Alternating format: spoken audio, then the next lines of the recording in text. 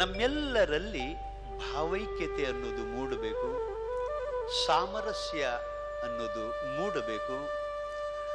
ನಾವೆಲ್ಲರೂ ಶ್ರೀಮದ್ ಭಗವದ್ಗೀತೆಯಲ್ಲಿ ಹೇಳಿದಂತೆ ಮಮೈವಾಂಶೋ ಜೀವಲೋಕೆ ಜೀವಭೂತ ಸನಾತನಃ, ಈ ಎಲ್ಲ ಜೀವಿಗಳು ನನ್ನ ಅಂಶರು ಅಂತ ಪರಮಾತ್ಮ ಯೋಗಿರಾಜ ಹೇಳಿದಂಗೆ ನಾವೆಲ್ಲರೂ ಸರಿಸಮಾನರು, ಚೈತನ್ಯ ಸ್ವರೂಪರು ಅನ್ನುವ ಭಾವ ಮೂಡುವ ಸಲುವಾಗಿ, ಆಮೇಲೆ ನಾವೆಲ್ಲರೂ ಮಾನವರು ಅನ್ನುವಂಥ ಭಾವ ಮೂಡುವ ಸಲುವಾಗಿ, ಆಮೇಲೆ ನಾವೆಲ್ಲರೂ ಭಾರತೀಯರು, ನಾವೆಲ್ಲರೂ ಕನ್ನಡಿಗರು ಅನ್ನುವಂಥ ಭಾವ ಮೂಡುವ ಸಲುವಾಗಿ ಹಲವಾರು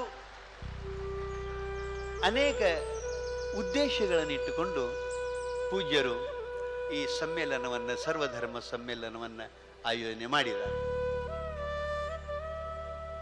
ಭಾವೈಕ್ಯತೆ ನಮ್ಮೆಲ್ಲರಲ್ಲಿ ಮೂಡಬೇಕನ್ನುವುದೇ ಬಹಳ ಮುಖ್ಯವಾದ ಉದ್ದೇಶ. ಹಾಗಾದರೆ ಭಾವೈಕ್ಯತೆ ಅಂದರೆ ಏನು? ಭಾವೈಕ್ಯತೆಯನ್ನು ನಾವು ಸಾಧಿಸಬೇಕಾಗಿತ್ತು ಅಂತಂದ್ರೆ ಹೆಂಗೆ ಸಾಧಿಸಬೇಕು? ಭಾವೈಕ್ಯತೆಯನ್ನು ಸಾಧಿಸಿದವರು ಈ ಭೂಮಿ ಮೇಲೆ ಹೇಗೆ ಬದುಕಿ ಹೋದರು ಅನ್ನೋದನ್ನು ಚಿಂತನೆ ಮಾಡುವಂಥ ಬಹಳ ಮುಖ್ಯವಾದ ವಿಷಯ ಬಂಧುಗಳೇ. ಭಾವೈಕ್ಯತೆ ಅನ್ನೋದೇನು ಅನ್ನೋ ಬಗ್ಗೆ ತಮ್ಮ ಸ್ವಾಗತ ಭಾಷಣದಲ್ಲಿ ಸನ್ನಿಧಿಯವರು ಬಹಳ ಮನಕ್ಕೆ ಮುಟ್ಟುವಂತೆ, ತಟ್ಟುವಂತೆ ಉಪದೇಶ ಮಾಡಿಕೊಂಡು ಬಂದಿದ್ದಾರೆ. ಭಾವೈಕ್ಯತೆ ಅಂತಂದ್ರೆ ನಾವು ನಂಬಿದ ಧರ್ಮವನ್ನ, ನಾವು ನಂಬಿದ ಸಿದ್ಧಾಂತವನ್ನ ಮೊದಲು ಚೆನ್ನಾಗಿ ನಾವು ತಿಳ್ಕೋಬೇಕು.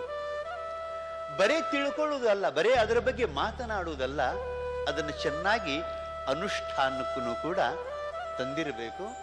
ಆಮೇಲೆ ಇನ್ನೊಬ್ಬರು ನಂಬಿಕೊಂಡು ಬಂದಿರುವಂಥ ಧರ್ಮವನ್ನ, ಇನ್ನೊಬ್ಬರು ನಂಬಿಕೊಂಡು ಬಂದಿರುವಂಥ ಸಿದ್ಧಾಂತವನ್ನ, ಇನ್ನೊಬ್ಬರು ನಂಬಿಕೊಂಡು ಬಂದಿರುವಂಥ ಆರಾಧನೆಯ ವಿಧಿವಿಧಾನಗಳನ್ನು ಪ್ರಾಮಾಣಿಕವಾಗಿ ಗೌರವಿಸಬೇಕು. ಇದಕ್ಕೆ ಭಾವೈಕ್ಯತೆ ಅಂತ ಕರೀತಾರೆ. ಇದು ಭಾವೈಕ್ಯತೆ. ಯಾಕೆ ಅಂತ ಕೇಳಿದರೆ ನಮ್ಮೆಲ್ಲರ ಭಾವನೆಗಳು ಕೊನೆಗೆ ಬಂದು ಐಕ್ಯ ಆಗಿ ಯಾವ ಭಾವನೆಗಳು ಇರಂಗಿಲ್ಲ, ಭಾವಾತೀತವಾದಂಥ ಸ್ಥಿತಿ ಪ್ರಾಪ್ತ ಆಗ್ತದೆ. ಮಾತು ಮನಗಳಿಂದ ದತ್ತತ್ತ ಮೀರಿದ ಸ್ಥಿತಿ ಬರುವವರೆಗೆ ನಾವು ಧರ್ಮದ ಮೇರೆಯಲ್ಲಿ, ಧರ್ಮದ ಸೀಮೆಯಲ್ಲಿ ಇರಬೇಕಾಗ್ತದೆ. ಈಗ ಉದಾಹರಣೆ ಹೇಳಬೇಕು ಅಂತಂದ್ರೆ, ನದಿಗಳು ತಾವು ಹುಟ್ಟಿದ ಸ್ಥಾನದಿಂದ ಬೇರೆ ಬೇರೆ ನಾಮಗಳನ್ನು, ಬೇರೆ ಬೇರೆ ರೂಪಗಳನ್ನು, ಬೇರೆ ಬೇರೆ ಕ್ರಿಯೆಗಳನ್ನು ಪಡೆದುಕೊಂಡು ನದಿಗಳು ಹರಿತಿರ್ತಾವೆ. ಸಮುದ್ರವನ್ನು ಸೇರುವವರೆಗೆ ಹರಿತಾವ. ಸಮುದ್ರವನ್ನು ಸೇರುವವರೆಗೆ ಆ ನದಿಗಳ ನಾಮ, ಭಿನ್ನ ಭಿನ್ನ ನಾಮ, ಭಿನ್ನ ಭಿನ್ನ ರೂಪಗಳು, ಭಿನ್ನ ಭಿನ್ನ ಕ್ರಿಯೆಗಳು ಇದ್ದೇ ಇರ್ತಾವೆ. ಯಾವಾಗ ಸಾಗರ ಸೇರಿದ ಬಳಿಕ ನೀವು ಯಾವ ನದಿ ಅಂತ ಗುರುತಿಸಲಕ್ಕೆ ಸಾಧ್ಯದ? ಸಾಧ್ಯ ಇಲ್ಲ. ಅದು ನಿಜವಾದ ಭಾವೈಕ್ಯತೆ. ಹಾಗಾಗಿ ನಾವು ನಂಬಿದ ಧರ್ಮಗಳು, ನಾವು ನಂಬಿದ ಸಿದ್ಧಾಂತಗಳು, ನಾವು ನಂಬಿದ ಯೋಗದ ವಿಧಾನಗಳು, ಆರಾಧನೆಯ ವಿಧಿವಿಧಾನಗಳು, ಇವು ಒಂದು ರೀತಿ ನದಿ ಇದ್ದಂಗೆ ಜೀವಾತ್ಮ ಅವುಗಳಲ್ಲಿ ಹರಿದು ಸಾಗಿ ಹೋಗ್ತಿರ್ತಾನೆ. ಗುರಿ ಏನು ಅಂತ ಕೇಳಿದರೆ ಪರಮಾತ್ಮನನ್ನು ಸೇರುವುದೇ ಗುರಿ. ಸೇರುವವರೆಗೆ ಭಿನ್ನ ಭಿನ್ನ ನಾಮಗಳು, ರೂಪಗಳು, ಆರಾಧನೆಯ ಕ್ರಿಯೆಗಳು ಇದ್ದೇ ಇರ್ತವೆ. ಯಾವಾಗ ನಾವು ಆ ಪರಮಾತ್ಮನನ್ನು ಸೇರ್ತೀವಿ, ಯಾವಾಗ ಭಗವತ್ ಸಾಕ್ಷಾತ್ಕಾರ ಆಗ್ತದೆ, ಆವಾಗ ಯಾವ ನಾಮರೂಪಗಳು ಇರುವುದಿಲ್ಲ, ಯಾವ ಕ್ರಿಯೆಗಳು ಇರುವುದಿಲ್ಲ, ಯಾವ ಹೆಸರು ಇರುವುದಿಲ್ಲ. ಅಂಥ ಸ್ಥಿತಿ ಪ್ರಾಪ್ತಿಯಾಗುವುದಕ್ಕೆ ನಿಜವಾದ ಭಾವೈಕ್ಯತೆ ಅಂತ ಕರೀತಾರೆ. ಅಲ್ಲಿವರೆಗೆ ನಾವು ನಂಬಿದ ಧರ್ಮವನ್ನು ಚೆನ್ನಾಗಿ ತಿಳಿದುಕೊಂಡು ಅನುಷ್ಠಾನಕ್ಕೆ ತರುವುದರ ಜೊತೆಗೆ ಇನ್ನೊಂದು ಧರ್ಮವನ್ನು ಗೌರವಿಸಬೇಕು. ಇದು ಭಾವೈಕ್ಯತೆ ಅನ್ನೋದು. ಆಮೇಲೆ ನಿಮಗೆ ಇವತ್ತು ಪೂಜ್ಯರ ಸಾನ್ನಿಧ್ಯದೊಳಗೆ ಸ್ವಲ್ಪ ಅವರಿಂದ ಧೈರ್ಯವನ್ನು ಪಡ್ಕೊಂಡು ನಾನು ಮಾತಾಡ್ತಾ ಇದ್ದೇನೆ. ನೀವು ಈ ಎಲ್ಲ ಧರ್ಮಗಳಲ್ಲಿ, ಎಲ್ಲ ಸಿದ್ಧಾಂತಗಳಲ್ಲಿ ಧರ್ಮದ ಸ್ವರೂಪವನ್ನ, ಭಗವತ್ ಸ್ವರೂಪವನ್ನ ಹೇಳ್ಕೊಂಡು ಬಂದಿರ್ತಾರೆ. ಮೋಕ್ಷದ ಮಾರ್ಗವನ್ನ ಹೇಳ್ಕೊಂಡು ಬಂದಿರ್ತಾರೆ. ನೀವು ಪ್ರಾಮಾಣಿಕವಾಗಿ ಎಲ್ಲ ದರ್ಶನಗಳನ್ನ ಅಧ್ಯಯನ ಮಾಡಿದ್ರಿ ಅಂತಂದ್ರೆ ಎಲ್ಲರೂ ಹೇಳಿದ್ದು ಧರ್ಮದ ಸ್ವರೂಪ ಒಂದೇ ಅನ್ನೋದು, ಎಲ್ಲರೂ ಹೇಳಿದ ಭಗವತ್ ಸ್ವರೂಪ ಒಂದೇ ಅನ್ನೋದು ನಮಗೆ ಮನದಟ್ಟಾಗ್ತದೆ. ಆವಾಗ ನಮ್ಮ ಭಾವನೆ ವಿಶಾಲಾಗಿ ಬಿಡ್ತದೆ. ನಿಮಗೆ ಒಂದು ಮಾತು ಹೇಳಬೇಕು ಅಂತಂದ್ರೆ, ಈಗ ಧರ್ಮದ ಬಗ್ಗೆ ನಮ್ಮ ಋಷಿ ಮುನಿಗಳು, ಪೀರ ಪೈಗಂಬರರು, ಬಸವಾದಿ ಶರಣರು, ಸಂತರು ಯಾವ ರೀತಿಯಾಗಿ ವ್ಯಾಖ್ಯಾನ ಮಾಡ್ಕೊಂಡು ಬಂದಾರು ಅನ್ನೋದನ್ನ ನಿಮ್ಮ ಮುಂದೆ ನಾನು ಇಡುವ ಪ್ರಯತ್ನ ಮಾಡ್ತಾ ಇದ್ದೇನೆ. ನೋಡ್ರಿ, ಎಲ್ಲರೂ ಹೇಳುವುದು ಧರ್ಮದ ಸ್ವರೂಪ ಒಂದೇ ಅನ್ನೋದು ಹೆಂಗ ನಮಗೆ ಗೊತ್ತಾಗ್ತೈತಿ ಅನ್ನೋದನ್ನ. ಸುಮ್ಮನೆ ನಾರಾಗಿ ಏನೇನೋ ತಪ್ಪು ಕಲ್ಪನೆಗಳಲ್ಲಿ ಮುಳುಗಿರ್ತೀವಿ. ಈಗ ಧರ್ಮದ ಸ್ವರೂಪ, ಧರ್ಮ ಅಂದ್ರೆ ಏನು? ಅದು ವೇಷಭೂಷಣ ಪ್ರಧಾನವಾದದ್ದು ಅಲ್ಲ. ಧರ್ಮ ಅನ್ನೋದು ತತ್ವದ ಅನುಷ್ಠಾನ ಪ್ರಧಾನವಾದದ್ದು. ಹಾಗಾಗಿ ಧರ್ಮ ಅಂತಂದ್ರೆ ಏನು ಅಂತ ಕೇಳಿದರೆ, ಯತೋಭ್ಯುದಯ ನಿಶ್ರೇಯಸ ಸಿದ್ಧಿ ಸ ಧರ್ಮ. ಧರ್ಮದ ಬಗ್ಗೆ ವ್ಯಾಖ್ಯಾನ ಮಾಡ್ತಾರೆ ನಮ್ಮ ಋಷಿ ಮುನಿಗಳು, ಮಾಡ್ತಾರೆ. ಎಷ್ಟು ಸುಂದರವಾಗಿ ಮಾಡ್ಕೊಂಡು ಬರ್ತಾರೆ. ಯತೋಭ್ಯುದಯ ನಿಶ್ರೇಯಸ ಸಿದ್ಧಿ ಸ ಧರ್ಮ. ಅಂದ್ರೆ ಯತೋಭ್ಯುದಯ ಅಂತಂದ್ರೆ ಮನುಷ್ಯನ ಸರ್ವತೋಮುಖ ಅಭಿವೃದ್ಧಿಯನ್ನ, ಏಳಿಗೆಯನ್ನ ಮಾಡುವುದರ ಜೊತೆಗೆ, ಏಳಿಗೆ ಅಂತಂದ್ರೆ ನೈತಿಕವಾಗಿ ಬಿದ್ದಿದ್ದ ಅಂತಂದ್ರೆ ಅವನನ್ನು ಎಬ್ಬಿಸಿ ನಿಲ್ಲಿಸೋದು, ಆರ್ಥಿಕವಾಗಿ ಬಿದ್ದಿದ್ದ ಅಂತಂದ್ರೆ ಕಾಯಕ ತತ್ವವನ್ನ, ಕರ್ಮಯೋಗವನ್ನ ಹೇಳಿ ಅವನ ಮೇಲಕ್ಕೆ ತರುವುದು, ವ್ಯಸನಿಯಾಗಿ ಬಿದ್ದಿದ್ದ ಅಂತಂದ್ರೆ ಅವನಿಗೆ ನೀತಿ ಪಾಠಗಳನ್ನು ಹೇಳಿ ಅವನು ಎತ್ತಿ ಹಿಡಿಯುವುದು, ಸಾಮಾಜಿಕವಾಗಿ ತುಳಿತಕ್ಕೆ ಒಳಗಾಗಿದ್ದ ಅಂತಂದ್ರೆ ನೀ ಬ್ಯಾರೆ ಅಲ್ಲ, ನನ್ನ ಸ್ವರೂಪ, ನನ್ನ ಪ್ರಜ್ಞಾತ್ಮ ಸ್ವರೂಪ ಅಂತ ಒಪ್ಪಿಕೊಂಡು ಅವನನ್ನು ಎತ್ತಿ ಹಿಡಿಯುವುದು. ಹೀಗೆ ಬಿದ್ದವನನ್ನ ಎತ್ತಿ ಹಿಡಿಯುವುದು, ಅವನನ್ನು ನಿಲ್ಲಿಸುವುದು ಯಾವುದು? ಅದಕ್ಕೆ ಧರ್ಮ ಅಂತ ಕರೀತಾರೆ. ಯತೋಭ್ಯುದಯ, ಆ ಬಳಿಕ ನಿಶ್ರೇಯಸ. ನಿಶ್ರೇಯಸ ಅಂತಂದ್ರೆ ಮೋಕ್ಷ, ಪರಮಶಾಂತಿ, ಕೈವಲ್ಯ. ಅದಕ್ಕೆ ಇಸ್ಲಾಮದೊಳಗೆ ನಜಾತ್ ಅಂತ ಕರೀತಾರೆ. ಅಥವಾ ನಮ್ಮ ಜೈನ ಸಿದ್ಧಾಂತದಲ್ಲಿ ಅದಕ್ಕೆ ನಿರ್ವಾಣ ಅಂತ ಕರೀತಾರೆ. ಇದು ಅಂದ್ರೇನು?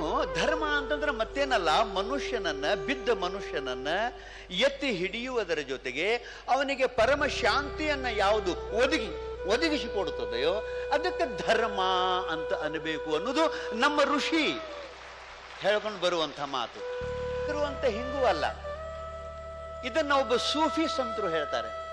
ಸೂಫಿ ಸಂತರು, ಇವತ್ತು ಸೂಫಿಗಳ ಚಿಂತನೆ ನಡಿಬೇಕಾಗಿದೆ. ಸೂಫಿಗಳು ಹೇಳ್ತಾರೆ, ವಹಿ ಸಚ್ಚಾ ದೀನ್ ಹೈ. ದೀನ್ ಅಂತಂದ್ರೆ ಧರ್ಮ. ವಹಿ ಸಚ್ಚಾ ದೀನ್ ಹೈ जो इंसान को इंसानियत के साथ जिंदगी और बंदगी दोनों सिखावे. ಎಷ್ಟು ಸುಂದರ ಮಾತು ನೋಡ್ರಿ. ನಮ್ಮ ಋಷಿಗಳು ಹೇಳಿದ ಧರ್ಮದ ವ್ಯಾಖ್ಯಾನಕ್ಕೂ ಇದಕ್ಕೂ ಏನು ವ್ಯತ್ಯಾಸದ? ಹೇಳ್ತಾನ ಸೂಫಿ ಸಂತ, ವಹಿ ಸಚ್ಚಾ ದೀನ ಹೈ, ಅದುವೇ ನಿಜವಾದ ಧರ್ಮ. ಯಾವುದು? ಜೋ ಇನ್ಸಾನಕೋ ಅಂದ್ರೆ ಯಾವುದು ಮನುಷ್ಯನಿಗೆ, ಇನ್ಸಾನಿಯತ್ಗೆ ಸಾಥ್. ಇನ್ಸಾನಿಯತ್ ಅಂದ್ರೆ ಏನು? ನೀವು ಮಾನವೀಯ ಮೌಲ್ಯಗಳು ಅಂತೇನಂತಿರಲ್ಲ, ಅದು ಬೇಡ. ಇದ್ರ ಬಗ್ಗೆ ಒಂದು ಶ್ಲೋಕ ಹೇಳಬೇಕು ಅಂತಂದ್ರೆ, ಇನ್ಸಾನಿಯತ್ ಮಾನವೀಯ ಮೌಲ್ಯಗಳು ಅಂತಂದ್ರೆ ಅಹಿಂಸಾ, ಸತ್ಯಂ, ಅಸ್ತೇಯ, ಶೌಚಂ, ಇಂದ್ರಿಯ ನಿಗ್ರಹ, ದಾನಂ, ದಮೋ, ದಯಾ, ಶಾಂತಿ. ಇವೆಲ್ಲ ಧರ್ಮದ ಸಾಧನಗಳು, ಮಾನವೀಯ ಮೌಲ್ಯಗಳು. ಹಾಗಾಗಿ ಮನುಷ್ಯನಿಗೆ ಮಾನವೀಯ ಮೌಲ್ಯಗಳನ್ನು ಮನುಷ್ಯನಲ್ಲಿ ತುಂಬುವುದರ ಜೊತೆಗೆ ಜಿಂದಗಿ ಅವರ ಬಂದಗಿ. ಜಿಂದಗಿ ಅಂತಂದ್ರೆ ಪ್ರಪಂಚನ ಹೆಂಗ ಮಾಡಬೇಕು, ನನ್ನ ಕೌಟುಂಬಿಕ ಸದಸ್ಯರ ಜೊತೆಗೆ ನಾ ಹೆಂಗೆ ವರ್ತಿಸಬೇಕು, ನೆರೆಹೊರೆಯವರ ಜೊತೆಗೆ ನಾನು ಹೆಂಗೆ ವರ್ತಿಸಬೇಕು, ನನ್ನ ದೇಶದ ಬಾಂಧವರ ಜೊತೆಗೆ ನಾ ಹೆಂಗೆ ವರ್ತಿಸಬೇಕು, ಈ ಈ ಈ ಪ್ರತ್ಯೇಗಾತ್ಮ ಸ್ವರೂಪರಾದ ಈ ಜೀವಿಗಳ ಜೊತೆಗೆ ನಾನು ಹೆಂಗೆ ವರ್ತಿಸಬೇಕು ಅನ್ನುವ ತರಬೇತಿ ಏನೈತಿಲ್ಲ, ಇದಕ್ಕೆ ಜಿಂದಗಿ ಅಂತ ಕರೀತಾರೆ. ಆ ಬಳಿಕ ಭಗವತ್ ಸಾಕ್ಷಾತ್ಕಾರ ಮಾಡಿಕೊಳ್ಳುವ ವಿಧಾನಕ್ಕೆ ಬಂದಗಿ ಅಂತ ಕರೀತಾರೆ. ಜಿಂದಗಿ और ಬಂದಗಿ दोनों ಸಿಖಾವೆ ವಹಿ ಸಚ್ಚ ದೀನ್ ಹೈ ಅಂತ ಹೇಳ್ಕೊಂಡು ಬರ್ತಾನೆ ಸೂಫಿ ಸಂತ. ನೋಡಿ, ಹೇಳಿದ ಧರ್ಮದ ವ್ಯಾಖ್ಯಾನಕ್ಕೂ ಒಬ್ಬ ಸೂಫೀಸ್ ಅಂತ ಹೇಳೋ ಧರ್ಮದ ವ್ಯಾಖ್ಯಾನಕ್ಕೂ ಬೇರೆ ನಮ್ಮ ಜೈನ ಸಿದ್ಧಾಂತದಲ್ಲಿ ಅಹಿಂಸಾ ಪರಮೋ ಧರ್ಮ ಅಂತ ಹೇಳಿರುವಂಥ ಸಿದ್ಧಾಂತಕ್ಕೂ ನಾಸ್ತಿ ಸತ್ಯಾತ್ ಪರೋ ಧರ್ಮ ಅನ್ನುವ ಸಿದ್ಧಾಂತಕ್ಕೂ ಏನು ವ್ಯತ್ಯಾಸ ಏನದ? ವ್ಯತ್ಯಾಸ ಏನದ? ಧರ್ಮದ ಬಗ್ಗೆ ಏನೂ ವ್ಯತ್ಯಾಸ ಇಲ್ಲ. ಇನ್ನು ದೇವರ ಬಗ್ಗೆ ಸಮಯ ಭಾಳ ಇಲ್ಲ, ಅಷ್ಟರೊಳಗೆ ನಾನು ಮುಗಿಸಬೇಕು. ದೇವರ ಬಗ್ಗೆ ತಾವು ನೆನಪಿರಲಿ ನಿಮಗೆ. ನಾವು ದೇವರ ಬಗ್ಗೆ ಬಹಳ ಜಗಳಾಡ್ತಿರ್ತೀವಿ. ಅದ್ರಾಗ ನಮ್ಮ ಹಳ್ಳ್ಯಾಗ ನೋಡ್ಬೇಕ್ರಿ ಅಪ್ಪ ಅವ್ರ, ನಮ್ಮಲ್ಲೇ ನಮ್ಮ ಹಳ್ಳ್ಯಾಗ ನಮ್ಮ ದೇವರು ಹೆಚ್ಚಿಂದ ನಿಮ್ಮ ದೇವರು ಹೆಚ್ಚಿಂದ ಜಗಳಾಡ್ತಿರ್ತಾರೆ. ಅದ್ರಾಗ ಒಬ್ಬ ಅಂತಿರ್ತಾನೆ, ಸುಮ್ಮನೆ ನಾನು ಗ್ರಾಮೀಣ ಭಾಷೆ ಒಳಗೆ ಹೇಳ್ತೀನಿ, ಒಬ್ಬ ಏನಂತಿರ್ತಾನೋ ನಮ್ಮ ದೇವರ ಭಾಳ ಕೆಟ್ಟದ ಅಂತ ನಾವು ಮತ್ತೆ ಬರೀ ಕೆಟ್ಟಿದ್ರೆ ದೇವ್ರ ಅನ್ಬೇಕು ಯಾಕೆ? ಆದರೂ ಅವನು ತನ್ನ ಭಾಷೆಯೊಳಗೆ ಹೇಳ್ತಿರ್ತಾನೆ, ನನ್ನ ದೇವರ ಭಾಳ ಕೆಟ್ಟದ, ನೀ ಏನಾರ ಅಂದ್ಯಂದ್ರೆ ನಿನ್ನ ಸುಟ್ಟು ಬೂದಿ ಮಾಡ್ತೈತಿ ಅಂತಿರ್ತಾನೆ ಇವ. ಆ ಎದುರಿಗಿದ್ದವ ಅವಂತಾನ, ನಿನ್ನ ದೇವರ ಬೆಂಕಿ ಹಂಗಿದ್ರೆ ನನ್ನ ದೇವ್ರ ನಿಮ್ಕಿಂತ ಹೆಚ್ಚಿಂದೈತಿ ಅಂತಾನೋ. ಅದು ಹೆಂಗ ಕೇಳಿದ್ರೆ, ನನ್ನ ದೇವ್ರ ನೀರಿನ ಹಂಗೈತಿ. ನಿನ್ನ ದೇವ್ರ ಬೆಂಕಿ ತಗೊಂಡ್ ಬಾ, ನೀರನ್ನ ನಾ ಮ್ಯಾಲ ಸುರುತನು, ನಿನ್ನ ದೇವ್ರ ತಣ್ಣಗಾಗಿ ಹೋಗ್ಬೇಕಂತಿರ್ತಾನೆ. ಅಂದ್ರೆ ಈ ಪಂಚಮಹಾಭೂತಗಳನ್ನೇ ದೇವರು ಅಂತ ತಿಳ್ಕೊಂಡು ಬಡದಾಡುವ ಈ ಅಜ್ಞಾನಿ ಜನರಿಗೆ ಏನ್ ಅನ್ಬೇಕು? ದೇವರು ಅಂತಂದ್ರೆ ಇದು ಯಾವುದು ಅಲ್ಲ. ದೇವರು ಅಂತಂದ್ರೆ ಈ ನಿಸರ್ಗವನ್ನ, ಚರ ಅಚರ ಜೀವಿಗಳನ್ನ ನಿಯಂತ್ರಿಸುವಂತ ಒಂದು ಅವ್ಯಕ್ತವಾದ ಆ ಮಹಾ ಚೈತನ್ಯಕ್ಕೆ, ಆ ಮಹಾಶಕ್ತಿಗೆ ದೇವರು ಅಂತ ಕರೀತಾರೆ. ದೇವರು, ಆ ದೇವರಿಗೆ ನಮ್ಮ ಋಷಿಮುನಿಗಳು ಹಲವು ನಾಮಗಳಿಂದ ಕರ್ಕೊಂಡು ಬಂದ್ರು. ಆ ಒಂದೇ ಸತ್ಯ ವಸ್ತುವಿಗೆ ಆಗಲೇ ಹೇಳಿದ್ರು ನಮ್ಮ ಅಧ್ಯಕ್ಷರು, ಏಕಂ ಸತ್ ವಿಪ್ರಾಹ ಬಹುದಾ ವದಂತಿ. ಋಗ್ವೇದದ ಸಣ್ಣ ಮಂತ್ರ ಇದು. ಎಂಥ ಸುಂದರ ಮಂತ್ರ ನೋಡ್ರಿ. ನಿಷ್ಪಕ್ಷಪಾತವಾಗಿ ಸತ್ಯವನ್ನು ನಾವು ಸ್ವೀಕಾರ ಮಾಡಬೇಕು. ಹೇಳ್ತಾನೆ, ಏಕಂ ಸತ್, ಒಂದೇ ಒಂದು ಸತ್ಯವಾದ ವಸ್ತು ಅದ. ವಿಪ್ರಾಹ ಅಂದ್ರೆ ತತ್ವಜ್ಞಾನಿಗಳು, ಅನುಭಾವಿಗಳು, ಬಹುದಾ ವದಂತಿ, ಬಹಳ ಹೆಸರಿನಿಂದ ತರದರು ಒಂದೇ ಸತ್ಯವಾದ ವಸ್ತುವಿಗೆ. ಯಾವುದಕ್ಕೆ ನಾವು ದೇವರು ಅಂತೀವಿ, ಯಾವುದು ಜಗತ್ತನ್ನ ನಿಯಂತ್ರಣದೊಳಗೆ ಇಟ್ಟದ ಆ ವಸ್ತು. ಹಂಗಾರೆ ಒಂದೇ ವಸ್ತುವಿಗೆ ಯಾರ್ಯಾರು ಏನಂತ ಕರೆದ್ರು ಬೇಕಲ್ಲ ಅಂತಂದ್ರೆ, ನಮ್ಮ ಕನ್ನಡ ನಾಡಿನ ಶ್ರೇಷ್ಠ ತತ್ವಜ್ಞಾನಿಗಳಾದಂಥ ಶ್ರೀಮನ್ ನಿಜಗುಣ ಶಿವಯೋಗಿಗಳು ಒಂದೇ ವಸ್ತುವಿಗೆ ಯಾರು ಹೆಂಗ ಕರೆದ್ರು ಅನ್ನೋ ಬಗ್ಗೆ ತಮ್ಮ ಗ್ರಂಥದೊಳಗೆ ಉಲ್ಲೇಖನ ಮಾಡ್ತಾರೆ. ಬರೀತಾರವರು, ಶ್ರುತಿಮತಿ ನಿಷ್ಕಲ ಬ್ರಹ್ಮವಿದೆಂದು, ನುತತಾಂತ್ರಿಕರಿದು ಪರಶಿವನೆಂದು, ಮತ್ತೆ ಕೆಲರು ನಿಜ ಲಿಂಗವಿದೆಂದು, ಮತ್ತೆ ಕೆಲರು ನಾರಾಯಣನೆಂದು, ಆ ಸಾಂಖ್ಯರುಗಳು ಪುರುಷನಿದೆಂದು, ವೈಶೇಷಿಕರಿದ ನೀಶ್ವರನೆಂದು, ಕೆಲವರು ಬೌದ್ಧರು ಶೂನ್ಯಮಿದೆಂದು, ಕೆಲವರೊಲಿದು ವಿಜ್ಞಾನಮಿದೆಂದು, ಸಂಕಲ್ಪದ ಭೇದವನ್ನುಳ್ಳಂತೆ ಶಂಕಿಸದೆ ಉಸುರುವರು ಅವರರಿದಂತೆ ಅಂತ ಹೇಳ್ಕೊಂಡು ಬರ್ತಾರೆ. ಒಂದೇ ವಸ್ತುವಂತಿಗಳು ವೇದಾಂತಿಗಳು ಅದಕ್ಕೆ ಬ್ರಹ್ಮ ಅಂತ ಕರೆದರು ವೇದಾಂತಿಗಳು. ಆ ಬಳಿಕ ಸಿದ್ಧಾಂತಿಗಳು ಅದಕ್ಕೆ ಪರಶಿವ ಅಂತ ಕರೆದರು. ವೀರಶೈವರು ಅದಕ್ಕೆ ಲಿಂಗ ಅಂತ ಕರೆದರು. ವೈಷ್ಣವರು ಅದಕ್ಕೆ ವಿಷ್ಣು, ಹರಿ, ನಾರಾಯಣ ಅಂತ ಕರೆದರು. ಸಾಂಖ್ಯರು ಪುರುಷ ಅಂತ ಕರೆದರು. ವೈಶೇಷಿಕರು ಈಶ್ವರ ಅಂತ ಕರೆದರು. ಬೌದ್ಧರು ಶೂನ್ಯ ಅಂತ ಕರೆದರು. ಆ ಬಳಿಕ ಪ್ರಗತಿಪರ ವಿಚಾರಧಾರೆ ಉಳ್ಳವರು ಅದಕ್ಕೆ ವಿಜ್ಞಾನ ಅಂತ ಕರೆದರು. ಸಂಕಲ್ಪದ ಭೇದ ಬುದ್ಧಿ ಒಂದೇ ಒಂದು ಸತ್ಯವಾದ ವಸ್ತುವಿಗೆ ಕರ್ಕೊಂಡು ಬಂದಿದ್ದಾರೆ. ಹಂಗಾರೆ ಇನ್ನ ನಾಮ ಏನೋ ಕರ್ಕೊಂಡು ಬಂದ್ರು, ಅದರ ಸ್ವರೂಪ ಹೆಂಗೈತಿ? ಸತ್ಯ ವಸ್ತುವಿನ ಸ್ವರೂಪ ಹೆಂಗೈತಿ ಅಂತ ಕೇಳಿದ್ರೆ ಎಲ್ಲರೂ ಹೇಳಿದ್ದು ಒಂದೇ ರೀತಿ. ಕೇಳ್ರಿ ನೀವು, ನಮ್ಮ ಉಪನಿಷತ್ತುಗಳು ಹೇಳ್ಕೊಂಡು ಬರ್ತಾವೆ. ಏನು ಸತ್ಯ ವಸ್ತುವಿನ ಸ್ವರೂಪ ಏನು ಅಂತ ಕೇಳಿದ್ರೆ ಸತ್ಯಂ ಜ್ಞಾನಂ ಅನಂತಂ ಬ್ರಹ್ಮ. ಅಂದ್ರೆ ಸತ್ಯ ಸ್ವರೂಪನಾಗಿ, ಅಂದ್ರೆ ಯಾವತ್ತೂ ಅದಕ್ಕೆ ನಾಶ ಇಲ್ಲ. ಜ್ಞಾನ ಸ್ವರೂಪನಾಗಿ, ಅರು ಸ್ವರೂಪನಾಗಿ, ಅನಂತ ಅಂದ್ರೆ ಎಲ್ಲ ದೇಶದಲ್ಲಿ, ಎಲ್ಲ ಕಾಲದಲ್ಲಿ, ಎಲ್ಲ ವಸ್ತುವಿನಲ್ಲಿ ಇರುವಂತ ಅನಂತ, ಯಾವುದು ಅಂತಿಲ್ಲ ಅದಕ್ಕೆ. ಅನಂತ ರೂಪವಾಗಿ ಯಾವುದದನೋ ಅದಕ್ಕೆ ಪರಮಾತ್ಮ, ದೇವರು, ಬ್ರಹ್ಮ ಅಂತ ಕರೀತಾರೆ. ಇದು ಉಪನಿಷತ್ತುಗಳು ಹೇಳ್ಕೊಂಡು ಬಂತು. ಇನ್ನು ಅದೇ ಮಾತನ್ನ ನಮ್ಮ ವೀರಶೈವರು ಸಿದ್ಧಾಂತ ಶಿಖಾಮಣಿ ಅಂತ ಒಂದು ಗ್ರಂಥ ಅದ, ಅದರೊಳಗೂ ಪರಮಾತ್ಮನ ವರ್ಣನೆ ನೋಡ್ರಿ. ಅದನ್ನ ಅಧ್ಯಯನ ಮಾಡಿದಾಗ ಗೊತ್ತಾಗುವಂತ ಮಾತು. ಏಕ ಏವ ಶಿವಾಹ ಸಚ್ಚಿದಾನಂದಮಯೋ ವಿಭು ನಿರ್ವಿಕಲ್ಪೋ ನಿರಾಕಾರೋ ನಿರ್ಗುಣೋ ನಿಷ್ಪ್ರಪಂಚಕ. ಎಷ್ಟು ಚಂದ ಬರೀತಾರೆ ನೋಡ್ರಿ. ಏಕ ಏವ ಶಿವ, ಒಬ್ಬನೇ ಒಬ್ಬ ಪರಮಾತ್ಮ. ಸ್ವಗತ ಭೇದ ಇಲ್ಲ, ಸಜಾತಿ ಭೇದ ಇಲ್ಲ, ವಿಜಾತಿ ಭೇದ ಇಲ್ಲ, ಒಬ್ಬನೇ ಒಬ್ಬ ಪರಮಾತ್ಮ. ಮತ್ತೆ ಹೆಂಗದಾನು? ಸಾಕ್ಷಾತ್ ಚಿದಾನಂದ ಮಯೋ ವಿಭು, ಸತ್ತು ಚಿತ್ತು ಆನಂದ ರೂಪನಾಗಿ, ವಿಭು ಅಂದ್ರೆ ಪರಿಪೂರ್ಣನಾಗಿ ಅದಾನು ಅಂತ ಹೇಳ್ಕೊಂಡು ಬರ್ತಾರೆ. ಮತ್ತೆ ಹೆಂಗ ಹೇಳ್ತಾರೆ? ನಿರ್ವಿಕಲ್ಪೋ. ನೋಡ್ರಿ, ನಮ್ಮ ಕಲ್ಪನೆಗೆ ನಿಲುಕುವವನು ಅಲ್ಲ, ಅವಾಂಗ್ಮಾನಸ ಗೋಚರ.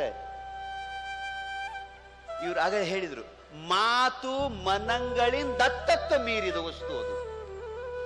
ಅದಕ್ಕೆ ನಿರ್ವಿಕಲ್ಪೋ. ನಿರಾಕಾರೋ, ಯಾವ ಆಕಾರ ಇಲ್ಲ. ನಿರಾಕಾರೋ. ನಿರ್ಗುಣೋ, ಯಾವ ಗುಣ ಇಲ್ಲ. ನಿಷ್ಪ್ರಪಂಚಕ, ಯಾವುದು ನಾಮ ರೂಪ ಜಾತಿ ಕುಲ ಗೋತ್ರ ಆ ವಸ್ತುವಿಗೆ ಪರವಸ್ತುವಿಗೆ ಇಲ್ಲ ಅಂತ ಸಿದ್ಧಾಂತ ಶಿಖಾಮಣಿ. ವೇದಗಳು ಅದನ್ನೇ ಹೇಳ್ತಾವೆ, ಋಗ್ವೇದನು ಅದನ್ನೇ ಹೇಳ್ಕೊಂಡು ಬತ್ತು, ಉಪನಿಷತ್ತುಗಳು, ಸಿದ್ಧಾಂತ ಶಿಖಾಮಣಿ. ವಚನ ಸಾಹಿತ್ಯ, ವಚನ ಸಾಹಿತ್ಯ ನೋಡ್ರಿ ನೀವು. ವಚನ ಸಾಹಿತ್ಯ ವಚನಕಾರರು ಲಿಂಗ ಅಂತ ಕರೆದ್ರು. ಲಿಂಗ ಅಂದ್ರೆ ಏನು? ಲಿಂಗನು ಪದಕ್ಕೂ ಒಂದು ವಿಶೇಷ ಅರ್ಥದ. ಲಯಗಮನ ರಹಿತತ್ವಾತ್ ಲಿಂಗ ಮಿತ್ಯುಚ್ಯತೆ. ಯಾವುದಕ್ಕೆ ಉತ್ಪತ್ತಿ ನಾಶಗಳು ಇಲ್ಲವೋ, ಯಾವುದಕ್ಕೆ ನಾಮ ರೂಪಗಳು ಇಲ್ಲವೋ, ಯಾವುದಕ್ಕೆ ಜಾತಿ ಕುಲಗೋತ್ರಗಳು ಇಲ್ಲವೋ, ಯಾವುದರಲ್ಲಿ ಜಗತ್ತಿನ ಉತ್ಪತ್ತಿ ಸ್ಥಿತಿ ಲಯ ಆಗ್ತದನೋ ಅಂತ ಸತ್ಯ ವಸ್ತುಗೆ ಲಿಂಗ ಅಂತ ಕರೆದರು. ಅದು ಲಿಂಗ. ಇಷ್ಟ ಲಿಂಗ ಪೂಜಾ ಮಾಡ್ಕೋತ ಅವರಂತವ್ರು, ಹೇ ಪರಮಾತ್ಮ ನೀ ಇಷ್ಟ ಇಲ್ಲ, ನೀ ಎಷ್ಟು ವ್ಯಾಪಕದಿ ಅಂತ ಕೇಳಿದ್ರೆ, ಸುಮ್ಮನೆ ಧ್ಯಾನ ಮಾಡೋ ಸಲುವಾಗಿ ನಿನಗಿಷ್ಟ ಮಾಡಿ ಇಟ್ಟನಿ, ನೀ ಮಾತ್ರ ಬಹಳ ವ್ಯಾಪಕದಿ, ಅದಕ್ಕೆ ಜಗದಗಲ ಮುಗಿಲಗಲ ಮಿಗೆ ಅಗಲ ನಿಮ್ಮಗಲ. ಪಾತಾಳದಿಂದ ತತ್ತ ನಿಮ್ಮ ಶ್ರೀ ಚರಣ, ಬ್ರಹ್ಮಾಂಡದಿಂದ ತತ್ತ ನಿಮ್ಮ ಶ್ರೀ ಮುಕುಟ, ಅಗಮ್ಯ ಅಗೋಚರ ಅಪ್ರತಿಮ ಲಿಂಗವೇ ಎನ್ನ ಕರಸ್ಥಲಕ್ಕೆ ಬಂದು ಚುಳುಕಾದಿರಯ್ಯ.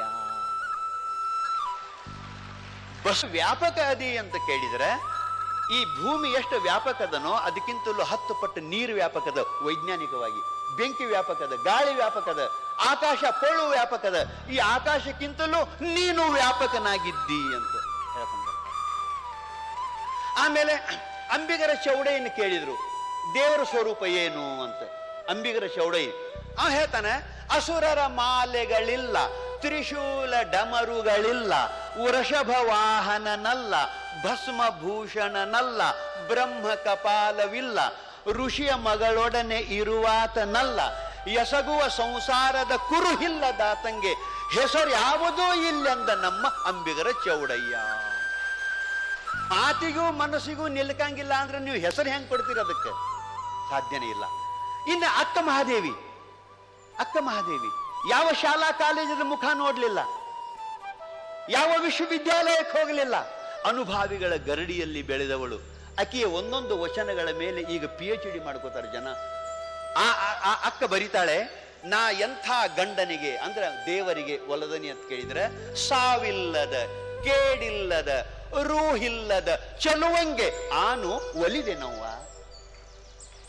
ನಾ ಎಂಥವನಿಗೆ ಒಲದನಿ ಅಂತ ಕೇಳಿದರೆ ಅವನಿಗೆ ಸಾವಿಲ್ಲ, ಕೇಡಿಲ್ಲ, ಸಾವಿಲ್ಲದ, ಕೇಡಿಲ್ಲದ, ರೂಹು ಅಂದ್ರೆ ರೂಪ, ರೂಹಿಲ್ಲದ ಚಲುವಂಗೆ ಆನು ಒಲಿದೆನವ್ವ.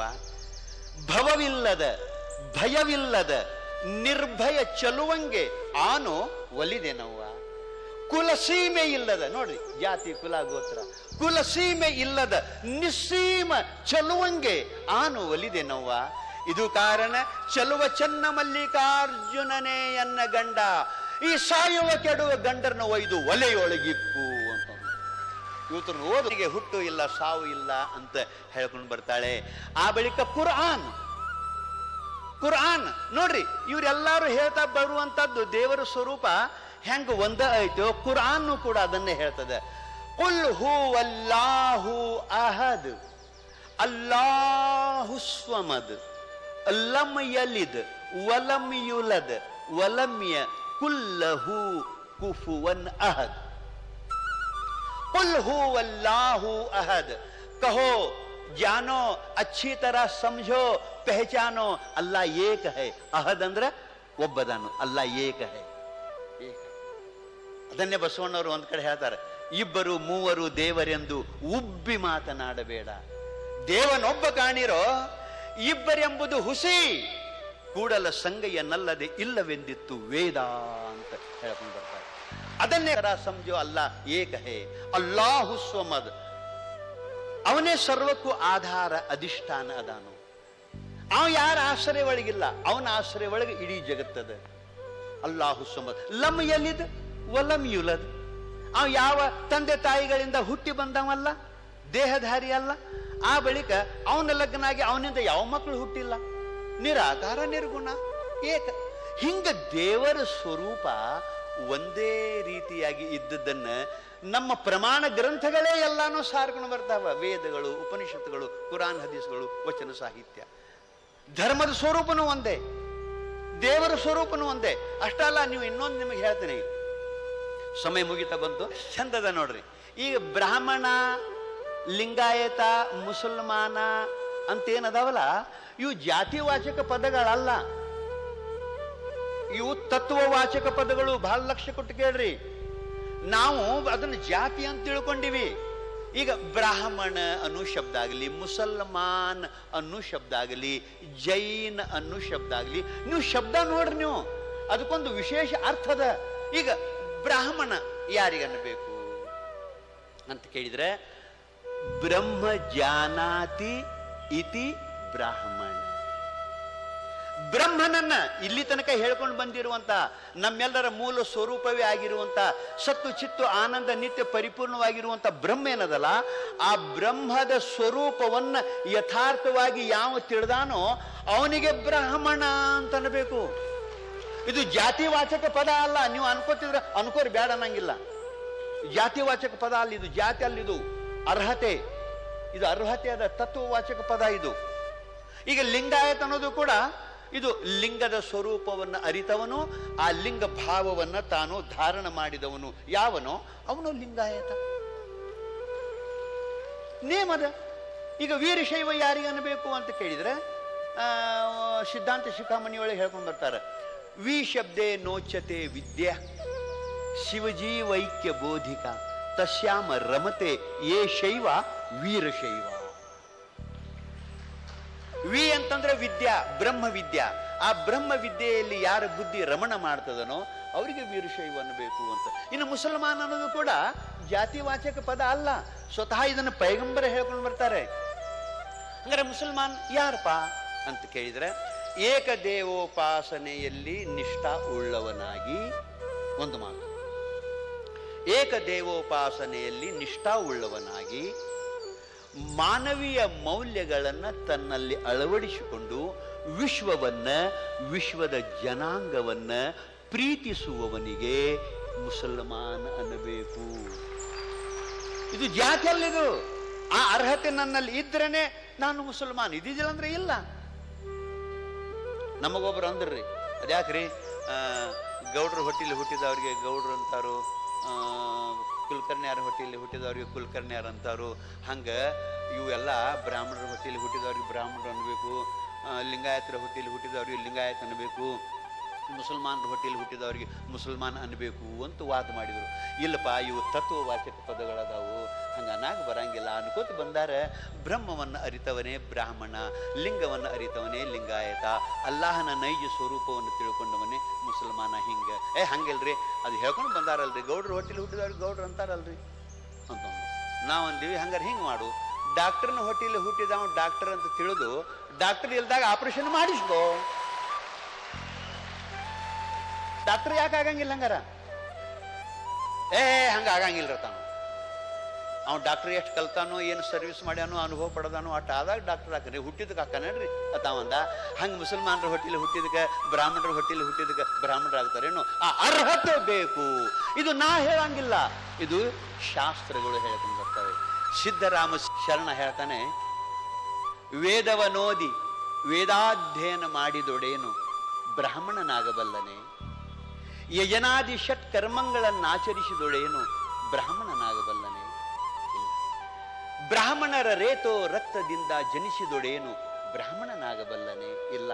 ಬ್ರಹ್ಮಜಾನಾತಿ ಇತಿ ಬ್ರಾಹ್ಮಣವೆಂಬುದಾಗಿ ಬ್ರಹ್ಮೀಭೂತನಾದಾತನೇ ಬ್ರಾಹ್ಮಣ ನೋಡ ಅಂತ ಹೆಂಗಂದ್ರು, ಹಂಗ ಲಿಂಗ ಸ್ವರೂಪನಾದವನೇ ಲಿಂಗಾಯತ, ಅಲ್ಲಾಹನ ನೈಜ ಸ್ವರೂಪವನ್ನು ತಿಳ್ಕೊಂಡವನೇ ಮುಸಲ್ಮಾನ ಅನ್ನುವಂಥ ವ್ಯಾಖ್ಯಾನ ಬರ್ತದೆ. ಬಂಧುಗಳೇ, ಇಂಥ ಭಾವ, ಇಂಥ ವಿದ್ವತ್ಪೂರ್ಣ ವೇದಿಕೆ ಮೇಲೆ ಚಿಂತನ, ಮುಕ್ತ ಮನಸ್ಸಿನಿಂದ ಚಿಂತನೆ ಮಾಡಿದಾಗ ಬರ್ತದೆ. ಅಂಥ ಚಿಂತಕರನ್ನು ಕೂಡಿಸಿದಂಥ ಗುರುಗಳಿಗೆ ಅನಂತ ವಂದನೆಗಳು. ಎಂಥ ವಿದ್ವತ್ಪೂರ್ಣವಾಗಿರುವಂಥ ಇದು ವೇದಿಕೆ, ಎಲ್ಲ ಜನರನ್ನು ಕರೆಸಿ ತತ್ವದ ವಿವೇಚನೆ. ಹಾಗಾಗಿ ನಾವು ಮೊದಲು ಶಿವನ ಸ್ವರೂಪರು ಅನ್ನುವಂಥ ಭಾವ, ಜೊತೆಗೆ ದೇಹದ ದೃಷ್ಟಿಯಿಂದ ನಾವೆಲ್ಲರೂ ಮಾನವರು, ಇನ್ನು ದೇಶದ ದೃಷ್ಟಿಯಿಂದ ನಾವೆಲ್ಲರೂ ಭಾರತೀಯರು ಅನ್ನೋದನ್ನು ನಾವು ತಿಳ್ಕೊಂಡು, ಭಾರತೀಯರು ಅನ್ನೋದು ಕೂಡ ಒಂದು ಶಬ್ದ ಹೇಳ್ತೀನಿ. ಭಾರತೀಯರು ಅಂತಂದ್ರೆ ಬರೀ ಭೌಗೋಳಿಕ ಪ್ರದೇಶದ ವಾಚಕ ಅಲ್ಲಿದು, ಅಲ್ಲಿ ನಾವು ಇದ್ದವರು ಭಾರತೀಯರು ಹೌದು. ಆದರೆ ನಿಜವಾದ ನಮ್ಮ ಋಷಿಮುನಿಗಳು ಅದಕ್ಕೆ ಅರ್ಥ ಮಾಡಿದ್ದಾರೆ. ಭಾ ಅಂದ್ರೆ ಪ್ರಕಾಶ, ಪ್ರಭಾಕರ್ ಅಂತಿರಲ್ಲ ನೀವು, ಸೂರ್ಯನ. ಭಾ ಅಂದ್ರೆ ಪ್ರಕಾಶ. ಯಾವ ಪ್ರಕಾಶ? ಸ್ವಯಂ ಪ್ರಕಾಶ. ಸ್ವಯಂ ಪ್ರಕಾಶ ಅಂದ್ರೆ ಏನು? ಪರಮಾತ್ಮ. ಭಾ ಅಂದ್ರೆ ಪರಮಾತ್ಮ. ರತಿ, ರತಿ ಅಂದ್ರೆ ಪ್ರೀತಿ, ರತಿಯರು ಅಂದ್ರೆ ಪ್ರೀತಿ ಉಳ್ಳವರು, ಅಂದ್ರೆ ಪ್ರಕಾಶದಲ್ಲಿ ಪ್ರೀತಿ ಉಳ್ಳವರಿಗೆ ಭಾರತೀಯರು ಅಂತ ಕರೀತಾರೆ. ಪರಮಾತ್ಮನಲ್ಲಿ ಅಪಾರ ಪ್ರೀತಿ ಉಳ್ಳವರಿಗೆ ಭಾರತೀಯರು ಅಂತ ಕರೀತಾರೆ. ನಮ್ಮ ಭಜನಾ ಸಂಘದವರು ಪರಮಾತ್ಮನನ್ನು ಕುರಿತು ಪ್ರಾರ್ಥನೆ ಮಾಡ್ತಿರ್ತಾರೆ. ಅದೊಂದು ಪ್ರಾರ್ಥನೆ ಹೇಳಿ. ಅದೇ ಆ ಪದ್ಯ ಹೆಂಗದ ಅಂತ ಕೇಳಿದ್ರೆ ನೋಡ್ರಿ, ಗ್ರಾಮೀಣ ಪ್ರದೇಶದ ಭಜನಾ ಸಂಘದವರು ಯಾವ ಶಾಲಾ ಕಾಲೇಜಿಗೂ ಹೋಗದೇ ಇರುವಂಥ ಶ್ರಮಜೀವಿಗಳು ಸಾಯಂಕಾಲ ಗುಡಿ ಒಳಗೆ ಕೂತ್ಕೊಂಡು ಪ್ರಾರ್ಥನೆ ಮಾಡ್ತಿರ್ತಾರೆ. PhD ಮಾಡಿದವರಿಗೂ ಕೂಡ ನಿಲ್ಲುಕಂಗಿಲ್ಲ, ಅಷ್ಟು ವಿಶಾಲ ಭಾವನೆ ಅವರಲ್ಲಿರ್ತದೆ. ಅದು ಹೆಂಗ ಅನ್ನೋದು ಸ್ವಲ್ಪ ನಾನು ನಿಮ್ಮಂತ ಅಂತ ತೋರಿಸ್ತೀನಿ. ನಾನೆಲ್ಲ ಭಾರತೀಯರೆಂಬ ಭಾವ ಮೂಡಲಿ, ಹೇ ಪರಮಾತ್ಮ, ಹೇ ಮಂಜುನಾಥ, ನಾವೆಲ್ಲ ಮನುಜರೊಂದೇ ಎಂಬ ಭಾವ ಮೂಡಲಿ, ನಮ್ಮಲ್ಲಿ ಭೇದ ಭಾವ ಪ್ರಭು ದೂರವಾಗಲಿ, ನಮ್ಮಲ್ಲಿ ಭೇದ ಭಾವ ಪ್ರಭು ದೂರವಾಗಲಿ. ಒಂದು ತೋಟದಲ್ಲಿ ಬಣ್ಣ ಬಣ್ಣದ ಹೂಗಳು, ಅದರಂತೆ ನಮ್ಮ ದೇಶದಲ್ಲಿ ಹಲವು ಮತಗಳು. ಒಂದು ತೋಟದಲ್ಲಿ ಹಲವು ಬಣ್ಣದ ಹೂಗಳು, ಅದರಂತೆ ನಮ್ಮ ದೇಶದಲ್ಲಿ ಹಲವು ಮತಗಳು. ಆ ಹೂಗಳಂತೆ ಮತಗಳು ಮಕರಂದ ಬೀರಲಿ, ಆ ಹೂಗಳಂತೆ ಮತಗಳು ಸದ್ಭಾವ ಬೀರಲಿ, ನಮ್ಮಲ್ಲಿ ಭೇದ ಭಾವ ಪ್ರಭು ದೂರವಾಗಲಿ. ನಾವು ಮನೆಯ ಕಟ್ಟುವಾಗ ಭೂಮಿ ಜಾತಿ ಕೇಳಿತೆ, ನಾವು ಶ್ವಾಸ ಎಳೆಯುವಾಗ ಗಾಳಿ ಕುಲವ ಕೇಳಿತೆ, ನಾವು ಮನೆಯ ಕಟ್ಟುವಾಗ, ಮಂದಿರ ಕಟ್ಟುವಾಗ, ಮಸೀದಿ ಕಟ್ಟುವಾಗ ಭೂಮಿ ಜಾತಿ ಕೇಳಿತೆ. ನಾವು ಶ್ವಾಸ ಎಳೆಯುವಾಗ ಗಾಳಿ ಕುಲವ ಕೇಳಿತೆ. ಈ ಸೃಷ್ಟಿಯಲ್ಲಿ ಸರ್ವರು ಸಮನಾಗಿ ಬಾಳಲಿ, ನಮ್ಮಲ್ಲಿ ಭೇದ ಭಾವ ಪ್ರಭು ದೂರವಾಗಲಿ. ಮಣ್ಣಿನಿಂದ ಆದ ಮಡಿಕೆ ಮಣ್ಣಿಗನ್ಯವೇ, ಚಿನ್ನದಿಂದ ಆದ ಒಡವೆ ಚಿನ್ನಗನ್ಯವೇ. ನಿನ್ನಿಂದ ಆದ ಜೀವರು ನಿನ್ನಂತೆ ಕಾಣಲಿ, ನಿನ್ನಿಂದ ಆದ ಈ ಜೀವರು ನಿನ್ನಂತೆ ಕಾಣಲಿ. ನಮ್ಮಲ್ಲಿ ಭೇದ ಭಾವ ಪ್ರಭು ದೂರವಾಗಲಿ. ದಯವೇ ಧರ್ಮವೆಂದು ಸಾರಿದಂಥ ನಾಡಿದು, ಜಗಕ್ಕೆ ಶಾಂತಿ ಪಾಠ ಹೇಳಿದಂಥ ನಾಡಿದು. ಈ ನಾಡಿನಲ್ಲಿ ಶಾಂತಿಯು ಸ್ಥಿರವಾಗಿ ನೆಲೆಸಲಿ, ಈ ನಾಡಿನಲ್ಲಿ ಶಾಂತಿಯು ಸ್ಥಿರವಾಗಿ ನೆಲೆಸಲಿ. ನಮ್ಮಲ್ಲಿ ಭೇದ ಭಾವ ಪ್ರಭು ದೂರವಾಗಲಿ. ಆ ಸೂರ್ಯನಂತೆ ಸಂತರು ಜಗ ಬೆಳಗಿ ಹೋದರು, ಆ ವರುಣನಂತೆ ಜ್ಞಾನವನ್ನು ಸುರಿದು ಹೋದರು. ಗುರು ಬಸವ ನಿಮ್ಮ ಬೋಧೆ ಮನದಲ್ಲಿ ನಿಲ್ಲಲಿ, ಗುರು ಬಸವ ನಿಮ್ಮ ಬೋಧೆ ಜನರಲ್ಲಿ ನಿಲ್ಲಲಿ. ನಮ್ಮಲ್ಲಿ ಭೇದ ಭಾವ ಪ್ರಭು ದೂರವಾಗಲಿ. ನಾವೆಲ್ಲ ಭಾರತೀಯರೆಂಬ ಭಾವ ಮೂಡಲಿ, ನಾವೆಲ್ಲ ಮನುಜರೊಂದೇ ಎಂಬ ಭಾವ ಮೂಡಲಿ.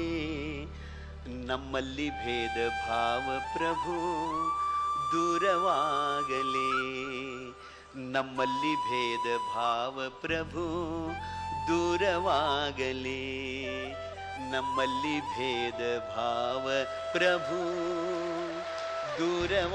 दूरवागली। धन्यवाद धन्यवाद शुक्रिया। अली साहब जैसे ज्ञानी व्यक्ति को हर सम्मेलन में बुला के इनके विचार सबको देना चाहिए, जिससे सब दुनिया समझ जाएगी कि क्या जात है और क्या भेद है। और मैं हृदय से बोलता हूँ, हेगड़े जी ऐसे ही व्यक्ति को वारंवार बुलाए जिनसे सब पवित्र हो जाए। कि आपके वाणी में इतनी पवित्रता थी, इतनी शुद्धि थी, निषेध उपनिषेध हर चीज को आपने लिया, कुरान को भी लिया। मैं सारी चीज आपका सुना, जैसे मैं तुरंत उठ के आया, मतलब बाद में पी लूंगा, लेकिन सुनूंगा जरूर। यानी एक अमृत की वाणी जैसा उन्होंने वाणी सुनाई, ऐसे अमृत वाणी सुनाने का और आप लोग को सुनने का हट करना चाहिए स्वामी जी से, कि हमें हमेशा उनको बुलाइए। और इस संगत को बहुत रंगत दिया। मैं भगवान की शुक्रगुजार हूँ कि ऐसे वाणी मुझे सुनाई दिया।